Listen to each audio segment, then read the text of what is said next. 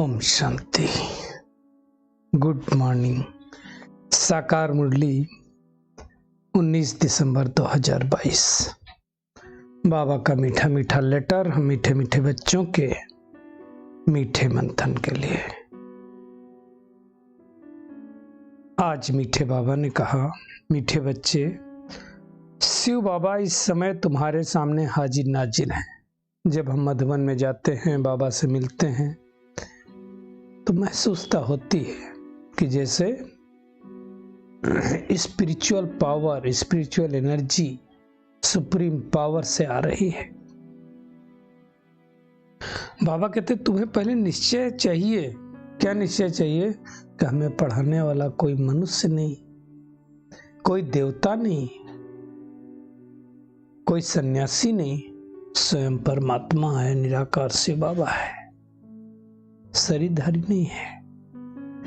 आज का प्रश्न है, बाप से कौन सा प्रश्न पूछना भी जैसे बाप की इंसल्ट है।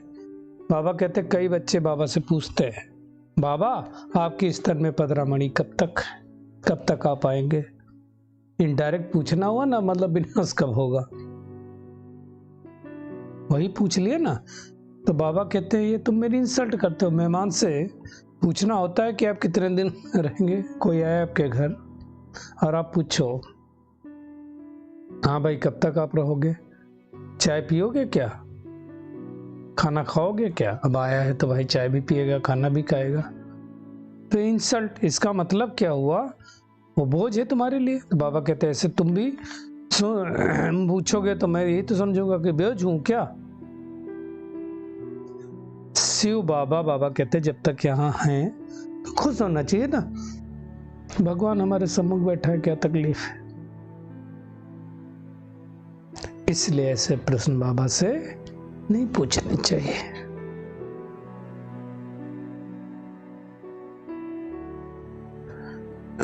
ये सब बातें बैठ करके शिव बाबा निराकार ब्रह्मा तन में बैठ करके सब समझाता है। किसको समझाता है? हम आत्माओं को, जो ब्रह्मा मुख वंशावली ब्रह्मा कुमार कुमारी बनते हैं, उनको समझाता है, सबको नहीं समझाता है।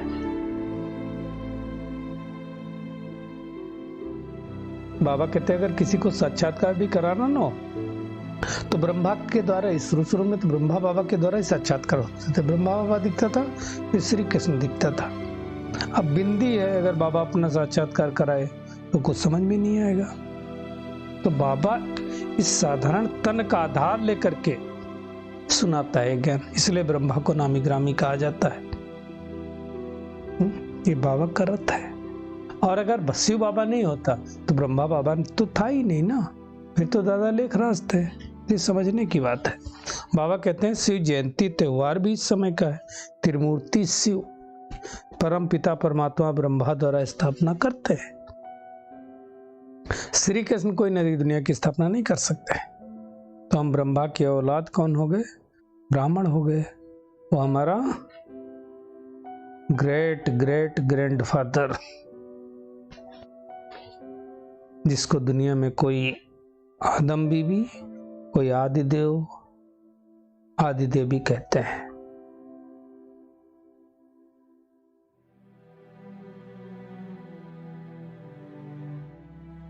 ये सब भी शिव बाबा की रचना है ना। अल्फ और बे,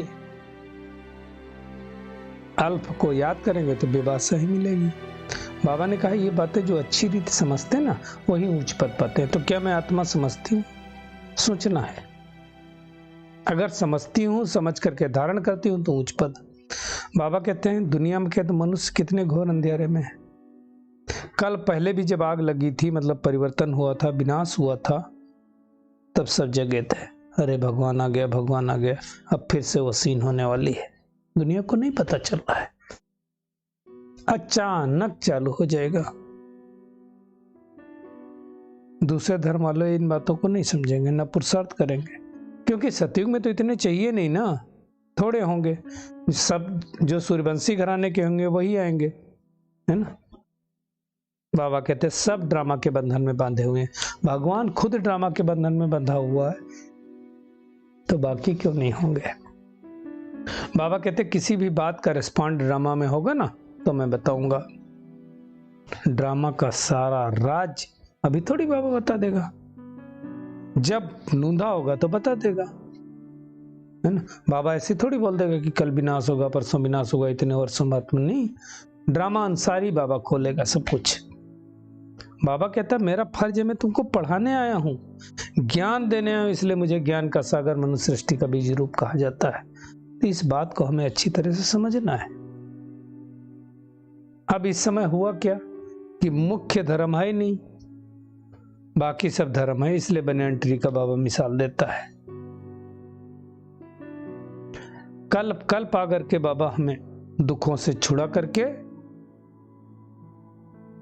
सुख धाम लेकर के जाता है, शांति धाम लेकर के जाता है। फिर रावण आता है, हमारी सारी वर्षा द्वापर युग में छीन लेता है। जबरदस्त है रावण। इसलिए देखो रावण को हम जलाते रहते हैं, जलता ही नहीं, मरता ही नहीं, खत्म होता ही नहीं। भगवान हमें वर्षा देता है, रावण श्राप देता है। ये दुनिया में मनुष्य को नहीं पता। ब्रह्मा बाबा को खुद कहां पता था। साक्षात्कार हुआ तो निश्चय हुआ कि हमें लक्ष्मी नारायण का वर्षा मिलने वाला है, और वो भी शिव बाबा द्वारा, है ना। तो बाबा जब शिव बाबा सुनाता है तो ब्रह्मा बाबा के भी कान सुन लेते हैं। ब्रह्मा बाबा भी सुना सकता है, परंतु मुख्य नाम तो शिव बाबा का है ना। एक ही मंदिर है अजमेर में। इसलिए देखो श्री कृष्ण को मुरली दी और सरस्वती को सितार दिया। श्री कृष्ण मुरली बजाते थे और सरस्वती सितार बजाती थी, इसलिए गॉडेज ऑफ नॉलेज कहा जाता है उनको। मतलब जो भी मुरली सुनाया शिव बाबा ने ब्रह्मा के मुक्तन द्वारा, मम्मा क्या करती थी उसको रिफाइन करके अच्छे से समझाती थी।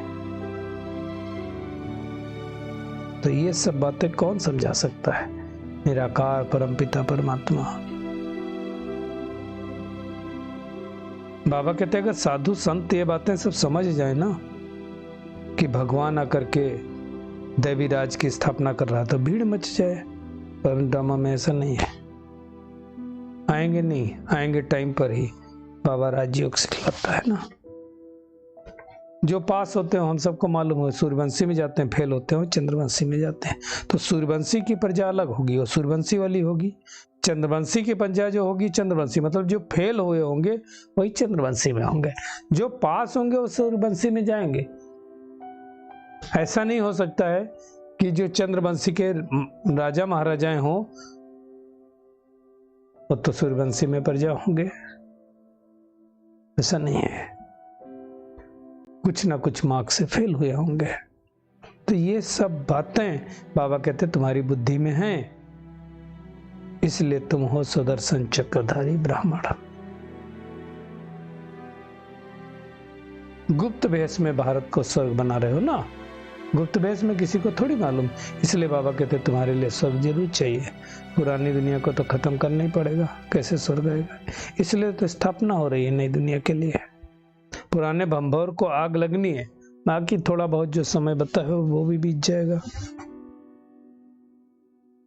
बाबा कहते मैं पुराने देश पुराने शरीर में आया हूं। अब श्री कृष्ण तो रावण के देश में आएगा ही नहीं, है ना। श्री कृष्ण की आत्मा पुनर्जन्म लेते लेते ब्रह्मा की आत्मा बन गई।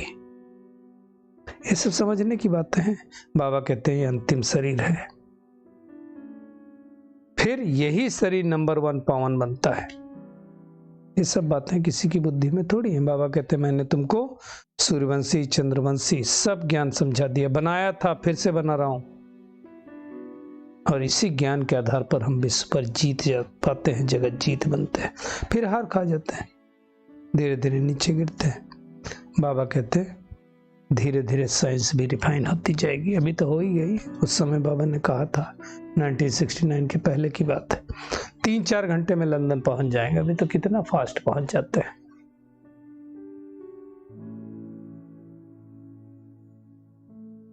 तो दुनिया में स्वर्ग का नाम गाते हैं, पर जानते नहीं स्वर्ग कहाँ है, कब था, कैसे होगा। बस कहते हैं फलाना स्वर्गवासी हुआ। स्वर्गवासी हुआ तो मतलब नरक में तो था ना, परंतु ये बात किसी को अच्छी थोड़ी लगती है। अब बाबा कहते झाड़ पूरा जर्जरीभूत अवस्था को पा गया है, ये गिरना ही है, इसलिए महाभारत लड़ाई मशहूर है। आगे चल बाबा ने भविष्यवाणी की थी, सन्यासी महात्माएं भी तुम्हारी बात मानेंगे, ड्रामा में नूंद है तो मान रहे हैं।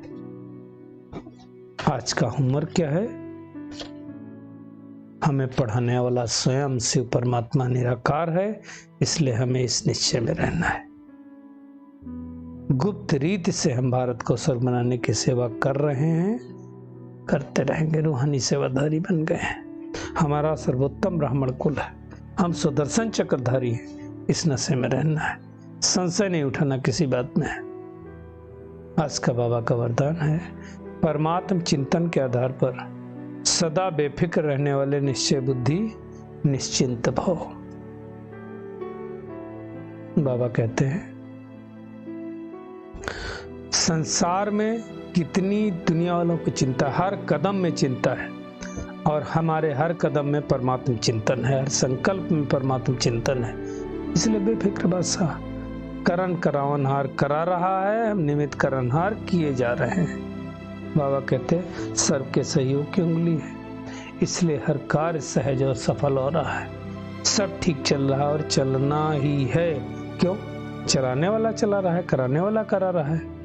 बाबा कहते हैं बस तुम निमित्त बन करके तन मन धन सफल करो, यही है बेफिक्र निश्चिंत स्थिति। स्लोगन है सदा संतुष्टता का अनुभव करना है तो क्या करो? सबकी दुआएं लेते रहो। इसके पहले भी कहा था ना, 2 दिन पहले, दुआएं लो दुआएं दो।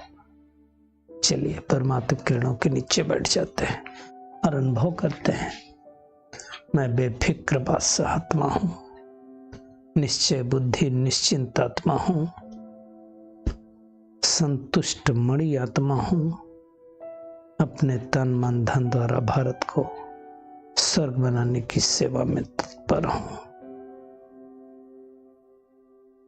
मैं सुदर्शन चक्रधारी ब्रह्मा मुख वंशावली सच्चा ब्राह्मण हूं। अपनी समझ के द्वारा, परमात्म चिंतन के द्वारा शक्तिशाली स्थिति और शक्तिशाली पद पाने के अधिकारी आत्मा हूं। शुक्रिया मीठे प्यारे बाप दादा, शुक्रिया आप सभी का इस मीठे मंथन के लिए। ओम शांति।